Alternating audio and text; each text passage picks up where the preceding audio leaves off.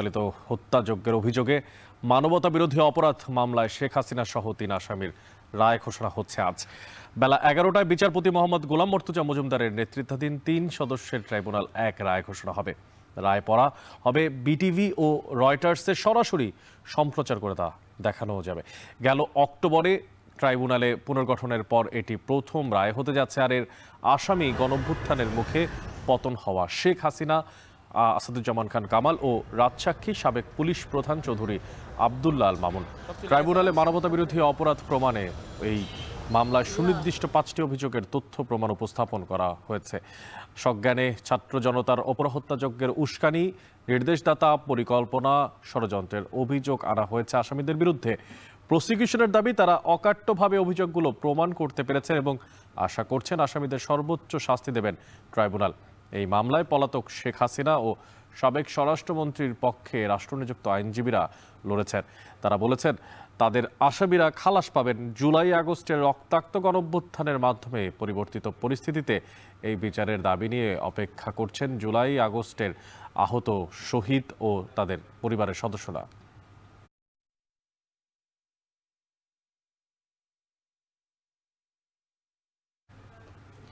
শেখ হাসিনা সহ 3 আসামির রায় ঘোষণা হবে ট্রাইব্যুনাল 1-এ। সেখানে আছেন সহকর্মী আজহার লিমন। সরাসরি চলে যাচ্ছি তার কাছে। লিমন, এই যে আলোচিত মামলার আদ্যপান্ত কি আর শেষ খবর কি জানতে পেরেছেন? বিশেষ করে রাজসাক্ষী আর আসামির যে সাবেক পুলিশ প্রধান চৌধুরী আব্দুল্লাহ আল মামুন, তাকে কখন নাগাদ আনা হবে আদালত প্রাঙ্গণে? কি তথ্য আছে আপনার কাছে সবশেষ?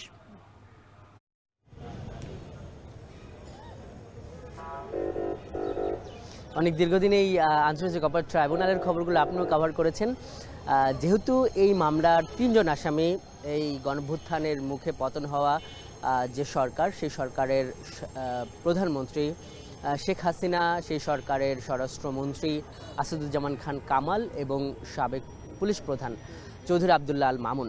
তো এই 3 জনের মধ্যে রাজসাক্ষী যিনি, তিনি কিন্তু একমাত্র হাজির আসামি। বাকি 2 জন কিন্তু পলাতক রয়েছেন এবং ভারতে অবস্থান করছেন। গণমাধ্যমের বিভিন্ন খবর কিন্তু এটি জানা গেছে। আব্দুল্লাহ আল মামুনকে এখনও আদালতে আনা হয়নি। রেজিস্ট্রার অফিস থেকে গতকাল আন্তর্জাতিক অপরাধ ট্রাইব্যুনালের রেজিস্ট্রার অফিস তারা জানিয়েছে যে মোটামুটি বেলা 11টায় এই আন্তর্জাতিক অপরাধ ট্রাইব্যুনাল আজ কাজ শুরু করবে এবং যেটি আমরা বুঝতে পারছি যে 11টার পরে হয়তো এই কোর্টটি বসবে এবং তার আগে নিশ্চয়ই যিনি এই মামলার অন্যতম আসামি চৌধুরী আব্দুল্লাহ আল মামুন, তাকে আদালতে হাজির করা হবে।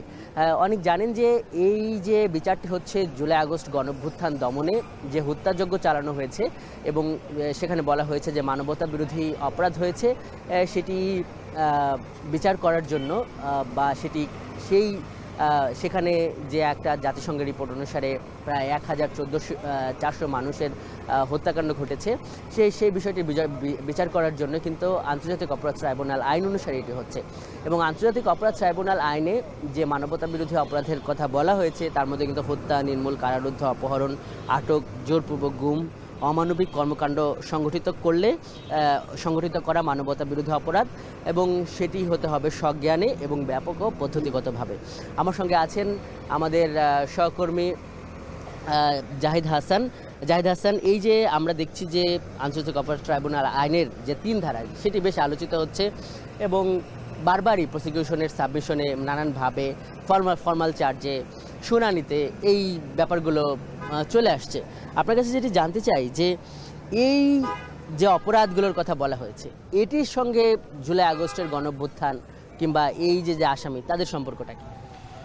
এখন জুলাই আগস্টে যে হত্যাকাণ্ডগুলো ঘটেছে, এটাই হচ্ছে মূল অভিযোগ শেখ হাসিনার বিরুদ্ধে। মূল অভিযোগটি হচ্ছে জুলাই আগস্টে যে হত্যাকাণ্ডগুলো সংঘটিত হয়েছে, এই হত্যাকাণ্ডগুলো সরাসরি তার নির্দেশে এবং তার অবগত হওয়ার পরেই এটি হয়েছে। এটি হচ্ছে মূলত এই ট্রাইব্যুনালে তার বিরুদ্ধে সবচেয়ে মোটা দাগে যে বড় অভিযোগটি। এবং এখানে কিন্তু 3টি হত্যাকাণ্ডের সুস্পষ্ট সুনির্দিষ্ট অভিযোগ আনা হয়েছে। একটি রংপুর বেগম রোকেয়া বিশ্ববিদ্যালয়ের 3টি হত্যাকাণ্ড, একটি হচ্ছে উস্কানি, আরেকটি হচ্ছে নির্দেশ, আর 3টি হচ্ছে সরাসরি হত্যাকাণ্ড ঘটেছে। তার মধ্যে আবু সাইদ একটি, আশুলিয়ার যে 6 জনকে গুলি করার পরে পুড়িয়ে ফেলা লাশ, আর হচ্ছে চানখারপুলের যে 5 জনকে হত্যা করা হয়েছে, 6 জনকে। এই তিনটি হচ্ছে হত্যাকাণ্ড। তো এই তিনটির সাথে এই তিনটি হত্যাকাণ্ডের আগে তার একটি সংবাদ সম্মেলনে গণভবনে এই উস্কানি দেয়া, এটি বক্তব্যটাকে উস্কানিমূলক নিয়ে আসা হচ্ছে যে ছাত্র জনতার উপরে আইনশৃঙ্খলা বাহিনীকে এবং তার দলের লোকজনকে খেপানোর জন্য তিনি উস্কানি দিয়েছেন। এটি একটি প্রথম অভিযোগ। দ্বিতীয় অভিযোগ হচ্ছে যে তিনি হেলিকপ্টারে করে এবং বিভিন্নভাবে আইনশৃঙ্খলা বাহিনীকে আন্দোলনকারীদের দমন করার জন্য, তিনি গুলি করার জন্য, বল প্রয়োগ করার জন্য নির্দেশ দিয়েছেন। এটি হচ্ছে শেখ হাসিনার বিরুদ্ধে মূল অভিযোগ।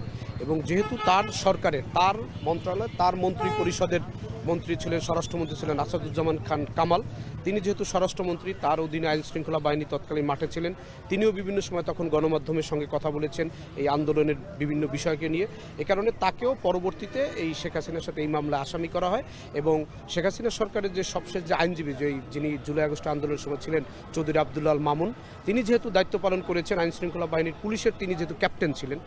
জাহিদ, আমরা কিন্তু দেখছি যে আপনি যে বললেন যে দুইটি যে অভিযোগ, একটি হলো গণভবনের সংবাদ সম্মেলন এবং আরেকটি হলো মারণঘাতী অস্ত্রের ব্যবহার, হেলিকপ্টার থেকে গুলি, এই নির্দেশ কিংবা প্ররোচনা, এবং এই জিনিসগুলো কিন্তু আন্তর্জাতিক অপরাধ ট্রাইব্যুনালের যে আইন, সেখানকার 3 ধারায় কিন্তু এগুলোকেও অপরাধ হিসাবে, মানবতা বিরোধী অপরাধ হিসাবে দেখা হয়েছে। যেমন মানবতা বিরোধী অপরাধ সংগঠনের প্রচেষ্টা, প্ররোচনা, সহায়তা, ষড়যন্ত্র বা উস্কানি, এই ব্যাপারগুলো মানবতা বিরোধী অপরাধ।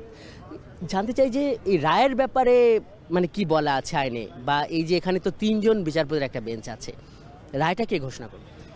এখানে একজন প্রধান, যাকে এই ট্রাইব্যুনাল 1-এর প্রদান করা হয়েছে, বিচারপতি গোলাম মুর্তুজা মজুমদার, তিনি চেয়ারম্যান। তার সাথে 2 জন বিচারপতি রয়েছেন, তারা 2 জন সদস্য। 3 সদস্যের একটি ট্রাইব্যুনাল।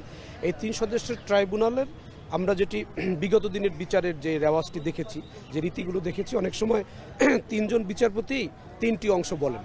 যেমন এই বিচারের একটা প্রেক্ষাপট আছে, একটি পটভূমি আছে, সেটি একজন পড়তে পারেন, যে পটভূমিটা একজন বিচারপতি পড়লেন।